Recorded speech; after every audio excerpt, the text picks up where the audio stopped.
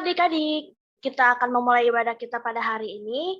Mari kita angkat pujian Bila Ku Ingat Cinta Tuhanku.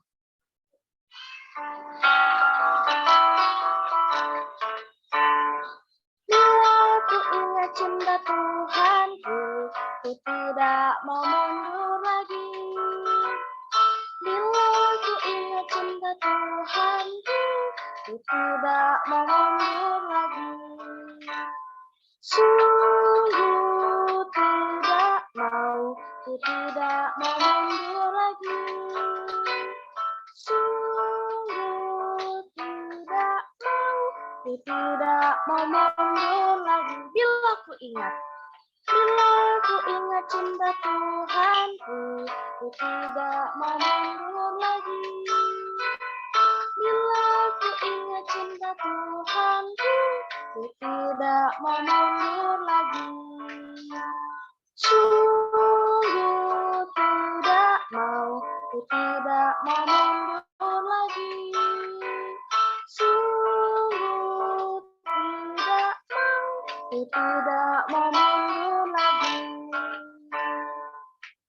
Kita akan masuk ke dalam pengumuman. Seperti biasa, pada hari Minggu kita akan tetap mengadakan ibadah jam 1 siang. Nanti link Zoom akan dikasih oleh Cici Kokonya lewat grup WA. Sekarang kita mau mendengarkan firman Tuhan. Mari kita siapkan hati dan pikiran kita. Kita mau sungguh-sungguh mendengarkan firman Tuhan. Mari kita angkat pujian Cari Dahulu Kerajaan Allah.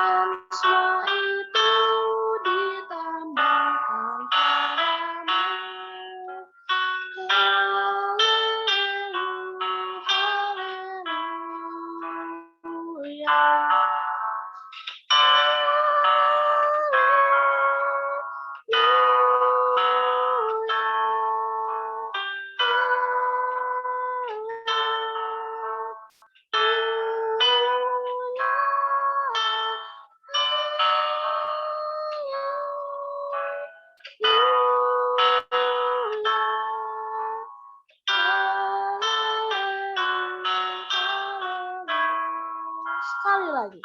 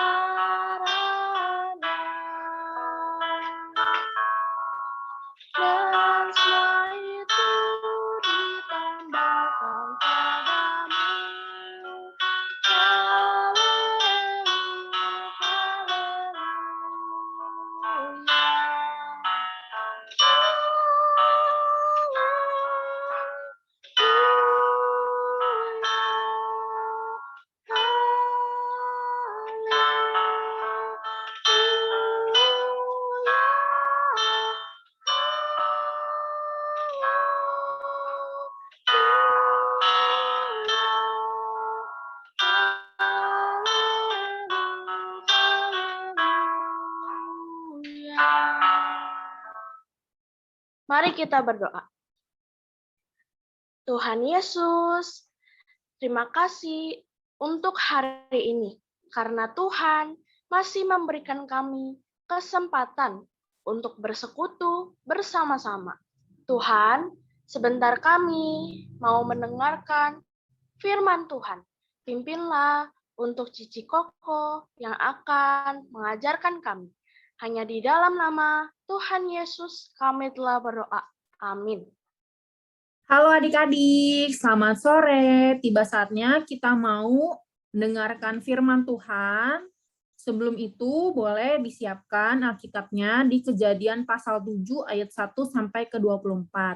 Kejadian pasal 7 ayat 1 sampai ke 24. Kalau sudah, mari kita berdoa ya.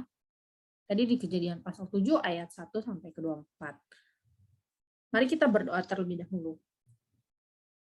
Ya Tuhan, kami mengucap syukur untuk segala berkat dan kesempatan yang telah Tuhan berikan kepada kami. Kami masih dapat beribadah walaupun secara online. Kiranya Tuhan terus menyertai kami sehingga kami dapat mengerti apa yang akan dibicarakan oleh hamba-Mu ini. Ya Tuhan, ampuni segala dosa dan pelanggaran kami ketika kami masih sering menyakiti hati Tuhan. Tuhan yang boleh campur tangan sehingga kami boleh menjadi teladan di tengah-tengah umat kami. Hanya di dalam nama Tuhan Yesus kami berdoa. Amin. Mari kita buka di Kejadian pasal 7 ayat 1 sampai ke 24.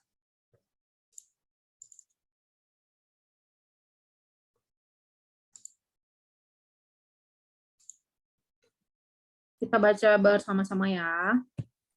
Kejadian pasal 7 ayat 1 sampai ke 24. Ayat pertama.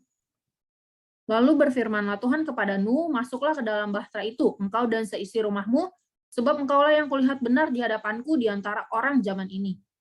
Dari segala binatang yang tidak haram, haruslah kau ambil 7 pasang jantan dan betinanya. Tetapi dari binatang yang haram, 1 pasang jantan dan betinanya. Juga dari burung-burung di udara, 7 pasang jantan dan betina, supaya terpelihara hidup keturunannya di seluruh bumi. Sebab 7 hari lagi aku akan menurunkan hujan ke atas bumi 40 hari, 40 malam lamanya. Dan aku akan menghapuskan dari muka bumi segala yang ada yang kujadikan itu. Lalu Nuh melakukan segala yang diperintahkan Tuhan kepadanya. Nuh berumur 600 tahun ketika air bah datang meliputi bumi. Ayat ke-7. Masuklah Nuh ke dalam bahtera itu bersama-sama dengan anak-anaknya dan istri anak-anaknya karena air bah itu. Dari binatang yang tidak haram dan yang haram, dari burung-burung dan dari segala yang merayap di bumi, datanglah sepasang mendapatkan Nuh ke dalam bahtera itu, jantan dan betina, seperti yang diperintahkan Allah kepada Nuh. Setelah 7 hari, datanglah air bah meliputi bumi pada waktu Nuh berumur 600 tahun. Pada bulan yang kedua, pada hari yang ke-17 bulan itu. Pada hari itulah segala mata air samudra raya yang dahsyat dan terbukalah tingkap-tingkap di langit. Dan turunlah hujan lebat meliputi bumi 40 hari, 40 malam lamanya. Ayat ke-13. Pada hari itu juga masuklah Nuh serta Sem, Ham, dan Yafet anak-anak Nuh dan istri Nuh dan ketiga istri anak-anaknya bersama-sama dengan dia ke dalam bahtera itu. Mereka itu dan segala jenis binatang liar dan segala jenis ternak dan segala jenis binatang melata yang merayap dan segala jenis burung, yakni yang berbulu bersayap, dari segala yang hidup dan yang bernyawa, datanglah sepasang mendapatkan Nuh ke dalam bahtera itu. Dan yang masuk itu adalah jantan dan betina dari segala yang hidup. Seperti yang diperintahkan Allah kepada Nuh. Lalu Tuhan menutup pintu bahtera itu di belakang Nuh 40 hari lamanya air bah itu meliputi bumi. Air itu naik dan mengangkat bahtera itu sehingga melampung tinggi dari bumi. Ketika air itu makin bertambah-tambah dan naik dengan hebatnya di atas bumi, terapung-apunglah bahtera itu di muka air. Ayat ke-19. Dan air itu sangat hebatnya bertambah-tambah di bumi dan ditutupinya lah segala gunung tinggi di seluruh kolong langit. Sampai 15 hasta tingginya bertambah-tambah air itu sehingga gunung-gunung ditutupinya. Lalu mati binasalah segala yang hidup yang bergerak di bumi, burung-burung, ternak, dan binatang liar, dan segala binatang merayap yang berkeriapan di bumi, serta semua manusia matilah segala yang ada nafas hidup dalam hidungnya. Segala yang ada di darat. Demikianlah dihapuskan Allah segala yang ada, segala yang di bumi, baik manusia maupun hewan, dan binatang melata, dan burung-burung di udara, sehingga semuanya itu dihapuskan dari atas bumi. Hanya Nuh yang tinggal hidup, dan semua yang bersama-sama dia dalam bahtera itu. Ayat ke-24, dan berkuasalah air di atas bumi 150 hari lamanya. Jadi di Kejadian pasal 7 ayat 1 sampai 24 ini menceritakan tentang Nuh. Ya, kalian boleh baca kembali dari Kejadian 6 sampai 9 itu berbicara tentang Tuhan adalah Allah yang memelihara seluruh ciptaan, tapi Dia juga Allah yang membersihkan ciptaannya juga. Pada waktu itu manusia sangat jahat. Kalau kita lihat di Kejadian 6 ayat 5, kita mau baca ya. Ketika dilihat Tuhan bahwa kejahatan manusia besar di bumi dan bahwa segala kecenderungan hatinya selalu membuahkan kejahatan semata-mata. Jadi di Kejadian 6 ayat kelima dikatakan, apapun yang dikerjakan manusia, yang difikirkan manusia, itu adalah jahat di mata Tuhan. Dan Tuhan mau menghukum manusia. Karena sewaktu Tuhan menciptakan kita, Tuhan mau kita hidup menurut serupa dan segambar dengan Kristus. Seperti apa sih serupa dan segambar dengan Kristus?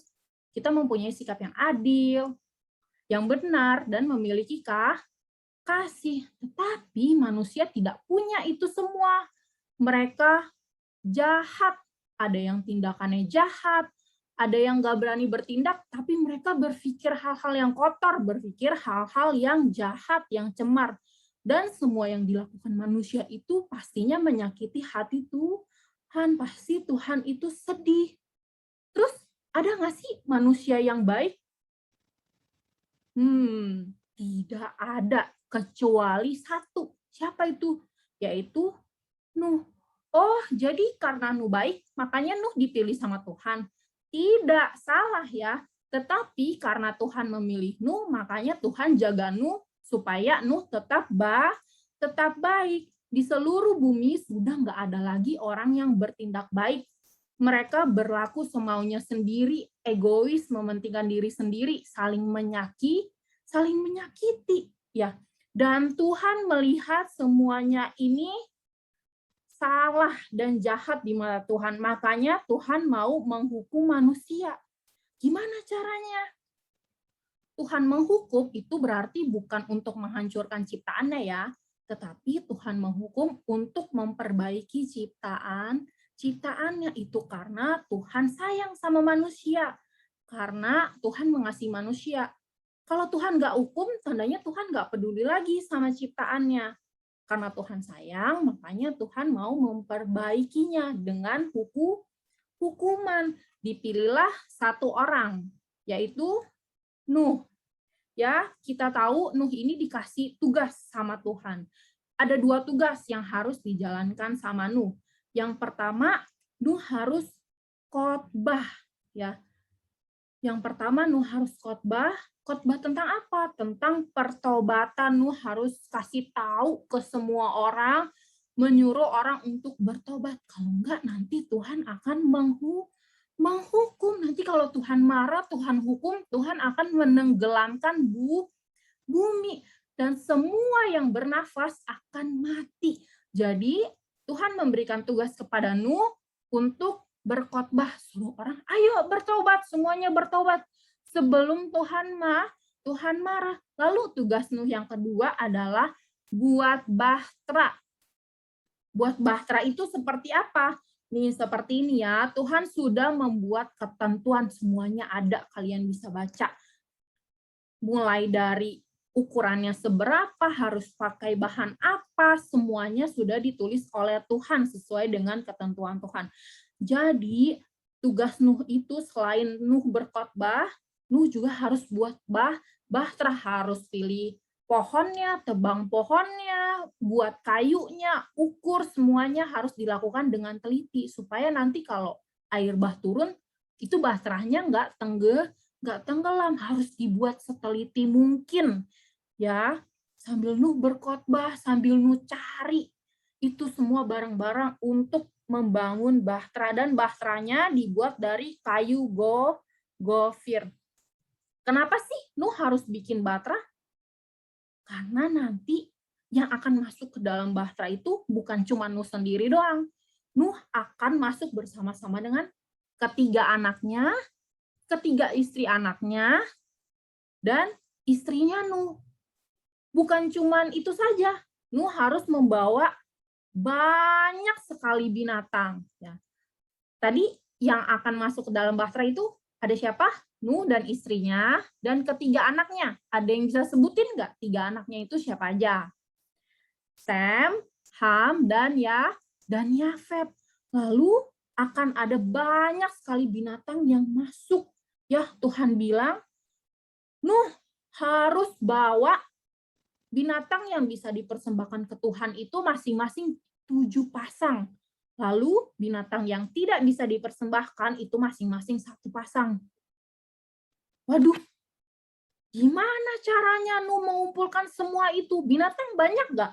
Banyak ya, ada gajah, jerapah, kerbau, burung, semuanya. Gimana caranya Nuh bawa semua binatang-binatang itu? Nuh tidak bisa melakukannya sendiri ya. Bagaimana caranya mencari gajah ini di mana ya, harus jantan sama betina. Cari jerapah di mana? Cari burung banyak macamnya juga. Gimana caranya? Akhirnya Tuhan berbelas kasih sama Nuh. Bukan Nuh yang cari binatangnya, Nuh nggak usah cari-cari binatang, tetapi Tuhan yang siapin binatangnya untuk datang sendiri ke Nuh. Masing-masing semua datang.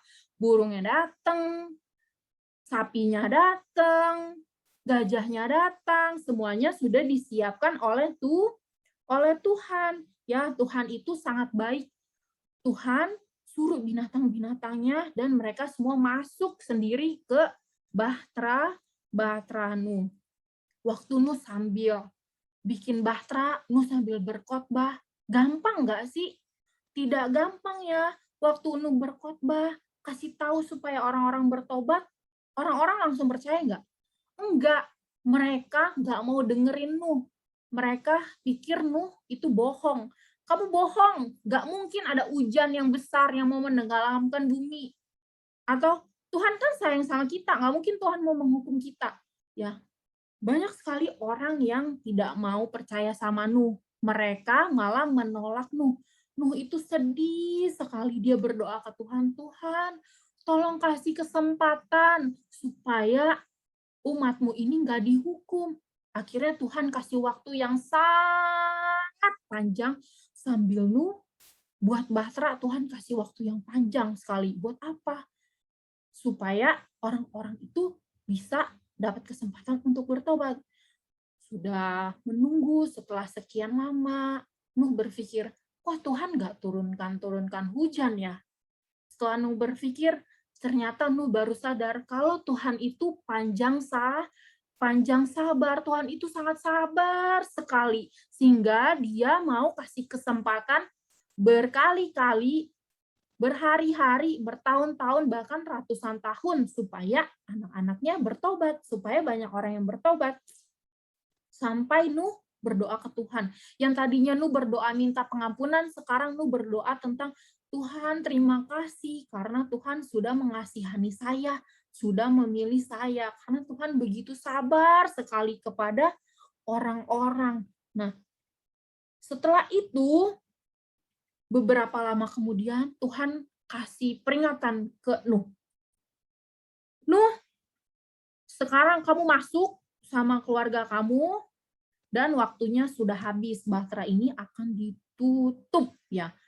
Waduh, Nuh langsung masukin semua keluarganya, semua bahan-bahan makanan untuk persediaan, terus semua binatangnya. Lalu Tuhan menutup bahtera ya. Tuhan yang menutup sendiri bahtera itu. Lama-lama hujan mulai turun. Pertama dikit-dikit gerimis, lama-lama menjadi deras. Tadi dikatakan berapa lama hujannya itu? 40 hari, 40 malam. Itu hujan doang ya. Kalau kering itu beda lagi. Itu hujannya selama 40 hari, 40 malam. Nah, setelah hujan, banjir ya. Biasa kita juga mengalami banjir ya, tapi ini beda. Banjirnya sampai gunung-gunung itu pun tenggelam. Sampai gunung-gunungnya udah nggak kelihatan lagi. Lalu, apakah bumi akan terus penuh dengan air? Apakah Tuhan akan terus menghukum manusia? Terus airnya nggak turun-turun, nggak surut-surut? Enggak ya, air itu akan surut. Karena Tuhan udah berjanji bahwa Tuhan akan memberikan kesempatan lagi kepada bumi yang baru. Dan bumi yang baru ini akan dilanjutkan pekerjaannya oleh keluarganya Nuh. Tuhan mempercayakan Nuh untuk melanjutkan pekerjaan Tuhan. Di sini kita lihat Tuhan menyatakan ada dua. Yang pertama penghakiman, yang kedua pengampunan. Tuhan bukan cuma menghakimi tapi nggak kasih ampun. Tuhan bukan cuma mengampuni tapi nggak menghakimi. Ya, dua-duanya Tuhan lakukan karena Tuhan kita itu kasih dan juga adil. Makanya ada penghakiman, ada juga pengampunan. Nah, semua yang dilakukan Tuhan itu baik gak sih?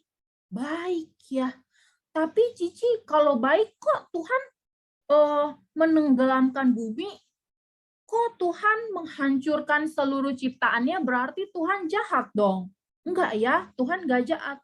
Tuhan hukum karena Tuhan itu adil. Tuhan begitu baik sekali sama manusia yang sangat jahat. Orang-orang yang jahat itu bukan cuma zaman sekarang aja, tetapi dari dulu mereka sudah berbuat jahat. Sampai sekarang juga masih banyak orang-orang yang jahat. Ya, di rumah, di sekolah, di dalam gereja atau di luar gereja pun masih banyak sekali orang-orang yang jahat. Seperti apa? Orang-orang yang egois, yang sombong, yang kejam, dan lain-lain yang pasti kalian tahu orang jahat itu seperti apa.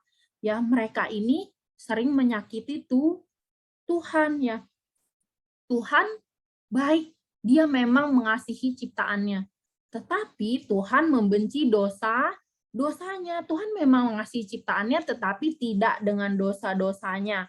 Sekarang saat ini Tuhan memanggil manusia kembali ya. Seperti waktu Nuh memanggil orang-orang untuk kembali ke Bahtera. Tapi sekarang Tuhan nggak panggil kita untuk naik ke Bahtera. Nggak ada ya Tuhan siapin Bahtera sekarang. Kali ini Bahteranya adalah Yesus Kristus. Tuhan kembali memanggil kita seperti Nuh memanggil umat-umatnya ke dalam Bahtera. Demikian juga Allah memanggil kita untuk bertobat kepada Yesus. Tapi setelah kita bertobat, kita nggak boleh sombong. Kita nggak boleh merasa diri kita tuh paling benar. Oh, saya udah bertobat. Saya adalah orang yang paling baik. Lebih hebat dari yang belum bertobat. Tidak boleh seperti itu. Karena kita bisa bertobat itu semua karena belas kasihan Tuhan ya. Dan kita tidak lebih dari orang lain. Sekarang kita mau baca di Ibrani 11 ayat ke-7.